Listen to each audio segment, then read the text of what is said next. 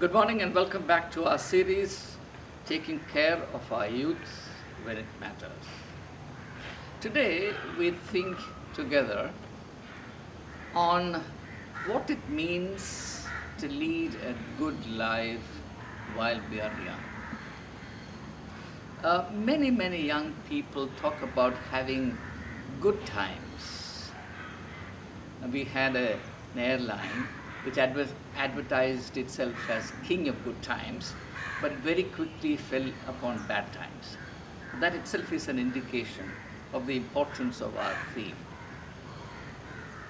Now, let me first of all give you a very simple understanding of what good life means to me. You can check if this idea agrees with your understanding as well. For me, a good way of life or good life is a condition in which I am able to remain true to myself as well as express the truth about me, who I really am, in my words and through my deeds. Two things: who am I? To what extent do I express who I am through what I say and what I do? Very simple. Now, if I'm able to connect the two, that is, connect who I am with what I say or do, then I am in that state which we can call good life. In other words, and this is very important for my argument, good life is not a matter of external facilities and gadgets. There are many people who feel good, feel even euphoric about having this or having that, or being in this company or that company. But that's really not my idea of leading a good life. A good life, and I want to restate it, underline it, emphasize it, because it's so very crucial. A good life is a life in which I'm able to remain true to myself as well as express the essence of my being through my words and deeds to the world around. Now, this wonderful and happy state is something that every human being can attain. But it is also something that a vast majority of people, particularly when they are young, reject it without knowing what they actually do. How do we actually reject good life? How do we invite a state of oppression on ourselves? I think the way we do this to ourselves is by simply conforming to the patterns that prevail at any point in time, by simply imitating others unthinkingly. So this is what I call the strategy of conforming unthinkingly or mindlessly. For example, if you just quickly review many of the things that you've done in the recent times, the choice, the decision to have this or to have that, to go there rather than here, to use your time in a certain fashion, perhaps not very helpful to your life as a student or whatever, you will see that in almost all of those instances, you were not thinking as an individual who tries to be true to himself, but as a person who simply imitates what others do. Now, this is the problem with conformity. Put very simply, conformity robs us, takes away from us the freedom to live our life. All the time, and that's the pathos of it, all the time we are living somebody else's life, or we are leading a life not according to our value systems, our understanding, our essential likes and dislikes, but in terms of what other people would like us to do and how other people are managing or mismanaging their life. Now, what is the problem in this? The most fundamental problem for me is that in this process and through this process, gradually we lose the capacity to think for ourselves. Now, a great French philosopher, Descartes, once said, I exist only because I think. Cogito ergo sum. I think, therefore I exist. In other words, according to Descartes, if I don't think for myself, I do not live any longer. It's as serious as that. And my dear friends, in the day and age in which we live, it's extremely important for us to be vigilant against the tendency to conform unthinkingly to the patterns and the fads and the fashions that come and go almost by the day. Because if you don't do that, you will simply fail to live your life. Now, to illustrate what the psychology behind this is, let me give you a story, an actual event. A man in the United States opened up a departmental store in a small town. To his great dismay, he found that in the first 3 months there wasn't a single customer coming his way. People were in the neighborhood, people were all going to faraway shops. So he began to think, and he asked himself, why does it happen? What can I do about it? And an idea struck. He went and bought some 20 cars, old cars, discarded cars from the junkyard, and got them all nicely painted and had them parked in front of his departmental store. Now the very appearance, the very look of the place changed, and people started just coming in. The logic was this: if 20 people could come to this departmental store, as is indicated by the cars parked there, then it must be a good store and I must also go there. So the actual quality of the store doesn't matter. What matters is how many people I see going there. It doesn't matter to me whether I'll be fleeced there, whether I will be given or sold substandard stuff. All these things don't matter. The only thing that matters is that others are going there, I must also go there. And this is exactly how most of the time we react to the world around. Now, I think it's important for us to stand our ground and say, well, I have common sense, I have the capacity to think, I'm not a child anymore, I am a young adult, I am in the business of, say, higher education, I have the benefit of education, therefore I have a duty to think for myself, and I will only accept that which makes sense to me. The moment you do that, you begin to lead a very different quality of life. And you begin to grow into a human being. Your personality changes. And you begin to actually exude power. And rather than being influenced by others, you begin to be a potent source of influence on others. And I believe this is a great thing. Let me conclude with a personal story. In 1971, when I went to Delhi as a postgraduate student, I stayed in a hostel, a university hostel, and on the very first day, late at night, about 8 o'clock or so, a group of 6 students came to my room and said, come, let's go and see a late night show. And I knew that this was the fashion. I knew that, it was quite an exciting thing for young people to go out late in the night and, see films and so on and so forth. But I had gone from Kerala, traveling some 3,000 kilometers just to study. So I told them very politely, look, if I were to see late night shows, I would have stayed back in Kerala and seen pictures in the theaters there. I've come here to study, therefore please let me be. That day, they began to respect me. Just an illustration, my friends. You don't have to tamely conform to what happens all around. Think for yourself, stand on your feet. Life's great. See you soon.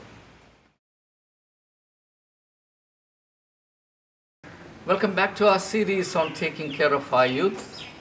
The last time we met, we were looking at the importance of thinking for ourselves and therefore our duty not to conform, which, as we saw in the last instance, was a very widespread and strong temptation.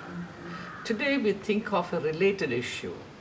Let me call it the courage to be different. The question is, do I dare to be different? And I want to state my creed, my article of belief right at the beginning, that to me it is so very fundamental that I claim and exercise for myself the right to be different from others and the right to be true to myself. Now, let us, in order to understand this issue, let's look at some of the patterns that we see at work prevalent all around us. The people that you meet fall into three distinctive categories. And once you know this, it will become very interesting when you relate to people and try to understand them. This is a checklist that you can use. First of all, there are individuals, there are people who look at everything, relate to everything, respond to everything in terms of what we call orthodoxy, in terms of what they have received from the past as wisdom handed down through generations to them. So, they, when faced with a situation in which they have to take a decision or stand, go back in time and try to understand how people in the past dealt with such or similar situations and use their patterns and strategies in negotiating their predicament in the present. So in other words, I live in the present with the resources of the past. Now it's like children of people who are traditionally rich, living off the inherited wealth, family wealth, the wealth accumulated, say, from the time of their great forefathers and down to the time of their immediate parents. So they're living like the camel off the hump, as it were. So past is the guiding principle. The light of the past is a guiding principle for negotiating the present. This is one attitude to life. The second attitude is exactly the opposite. For this group of people, the past does not matter at all. It's only the present. And this is what is called other directedness. That is, we are directed by the people around us. Now, for example, public opinion plays an important role in this. The media is always in the business of shaping and generating public opinion. That's how people are controlled in our times. So our thinking is completely taken over and taken away from us by the dominant climate of opinion which is generated all around us, and we are colonized by our contemporaries. Some people arrogate to themselves the authority and the wisdom to think, and the rest of us simply lap up whatever they produce. So we are actually mere mass consumers of the ideas and opinions generated by a few people sitting here and there. Now, this is called public opinion. The fact of the matter, if you think for a moment, is that this is not public opinion at all. This is a very private opinion which is then slapped on other people and then it is made public. So it is not your opinion at all. You are a member of the public, but this is certainly not your opinion. This opinion you have derived from others. There is a third group of people, we can call them, say, self-directed. They are different from the first two categories. The first category would go back in time, derive their wisdom and guidelines from the past. The second category would look around and derive their guidelines from the people around. The third category would do something different. They would look into themselves, the self-directed, and they would respond and relate to situations within their insight, within their priorities, their wisdom, their understanding. Now, my point is that there is something to be said in favor of all three, but all three are limited. The past is limited because we have progressed. Public opinion is limited because it is manufactured, and often when something is manufactured, there are vested interests working at the back of it. Thinking in terms of one's own self, one is so very limited, and one is still in the process, especially when we are young, we are in the process of growing and evolving, therefore we don't have adequate wisdom, therefore the extent to which we can actually depend exclusively on ourselves is limited and it's even dangerous. So over and above these three categories, we can think of a fourth category. And I believe that this fourth category can take care of the limitations and the aberrations in the other three categories. It's all right if you are tradition directed. It's all right if you are public opinion directed. It's all right if you are self-directed. But you need to complement the insights, the patterns, the wisdom, the resources of all these different models with a fourth pattern, which is being God-directed. Now, of course, I know I am saying something not very fashionable. These days, people frown upon the idea of believing in God. But I have to tell you that in my last 65 years of life, particularly in the last half century, that I have been in the midst of a relentless struggle in public life, the only thing that was real, the only thing that sustained me in my struggle, the only thing that enabled me to overcome challenges and turn them into opportunities is my unwavering faith in God. I found inexhaustible resources of wisdom, even common sense, through my relationship with God. And therefore, I felt free to derive my insights from tradition, insights from the opinions all around me, and also whatever little I knew as an individual, but overarching and over and above all of this, I depended on the daily guidance I received from God Almighty, which enabled me to look at the resources derived from the other three models in a better light, and make sure that I was not completely limited by these three models.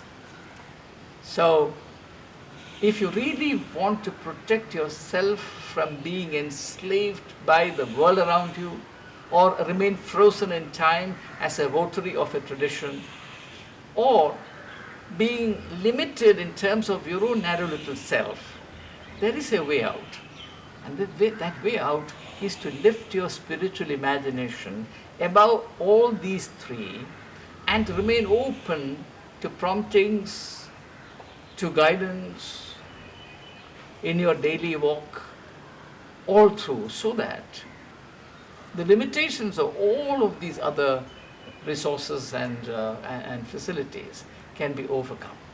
Now, this is my idea of freedom. Now, you might be surprised that I say so. I'll explain this in the next unit. That I have an idea of freedom. Freedom is a matter or a measure of the extent to which you rise above your limitations. I know that each of the three models of dealing with life has serious limitations. And my freedom depends on the extent to which I rise above these limitations. More of that in the next unit. So let's stay together in this journey of discovering what is good for ourselves. Thank you. I'm delighted to be able to welcome you back to our shared pilgrimage in the understanding of life. Today we are going to think together on an issue which is of extreme significance for young people. We'll try in this unit to understand the meaning and practice of freedom. Everyone knows that for young people there is nothing more exciting, nothing more important than freedom. Now, today we shall think together on a subject of extreme emotional and intellectual interest to young people, which is freedom. How do we understand freedom? How do we appropriate and practice freedom? This is a matter of immense consequence for young people. And This needs to be done against a background today of widespread misunderstanding and consequently the abuse of freedom. Now I can tell you from immense personal experience spread over a long period of time that while human personality blossoms, flourishes and becomes powerful through the right use of freedom, we are at peril of destroying ourselves if freedom is abused. And that's the reason why we need to be very clear on the subject. Now, there are two different ways in which we can, in a very simple way, we can understand or begin to understand freedom. Freedom for and freedom from. Most people think only of being free from something. People understand freedom as the absence of certain limiting conditions or factors. For example, freedom from parental authority. There's a story in the Bible of a young man who grew up in a very comfortable, affluent home, but at a certain point in time he began to be resentful of the authority of his parents. Therefore, he said to his father, "Father, give me my share of the property, I'm going." So he sold his share of the land, went to a far country where he thought he would have absolute freedom, and he destroyed himself with exercising that freedom. So that's the seriousness with which we need to look at this issue. Now, freedom, for example, freedom from work. Many people rejoice when a holiday comes because they don't have to work. Now that's not freedom. Freedom is not negative. Anything which is negative is actually unreal, it's an illusion. Freedom has to be understood as a positive state.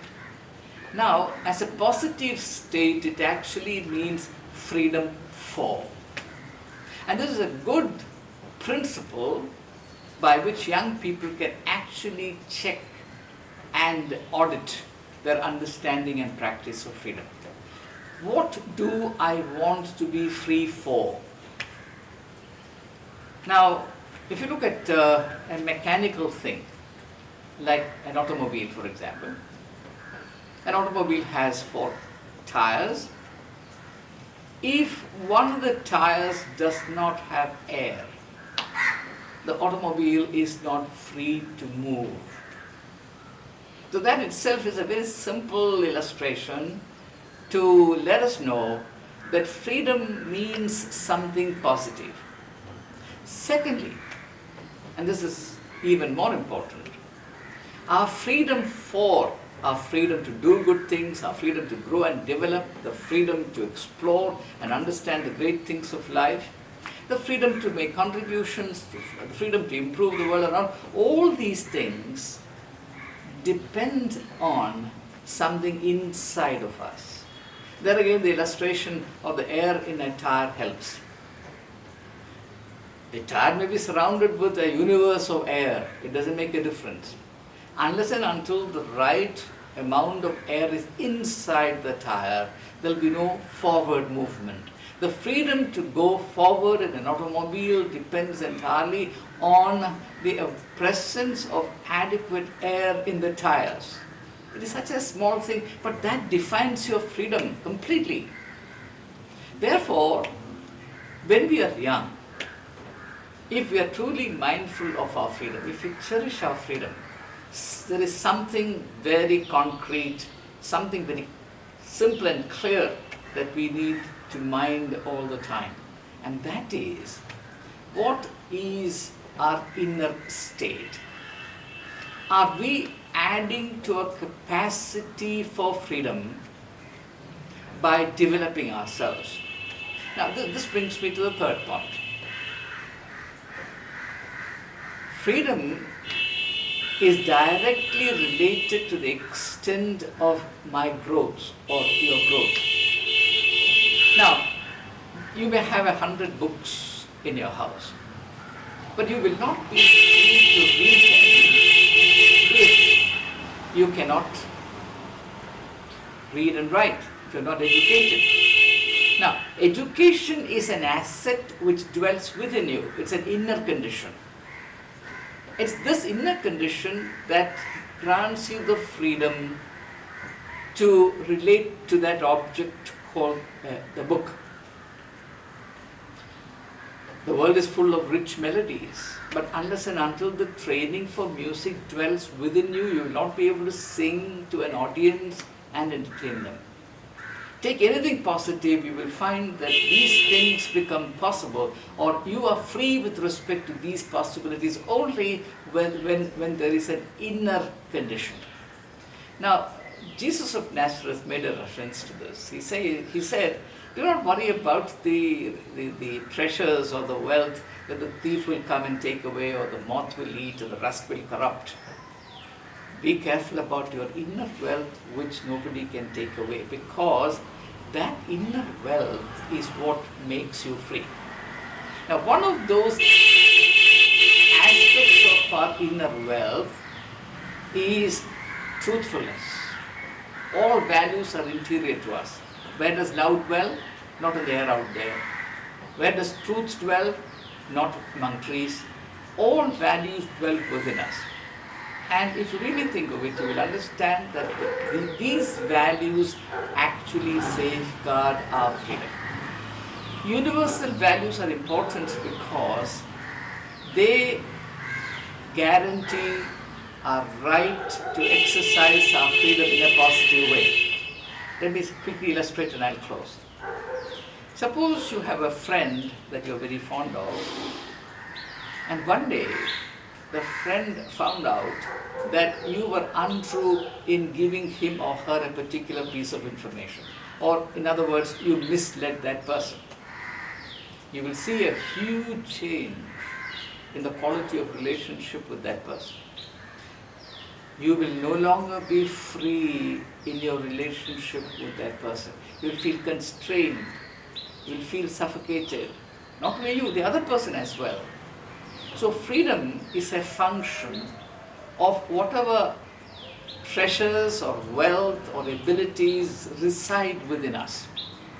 And this is also the reason why we need to take good care of our personality, because if we allow our inner life to be corrupted, if we compromise the pristine purity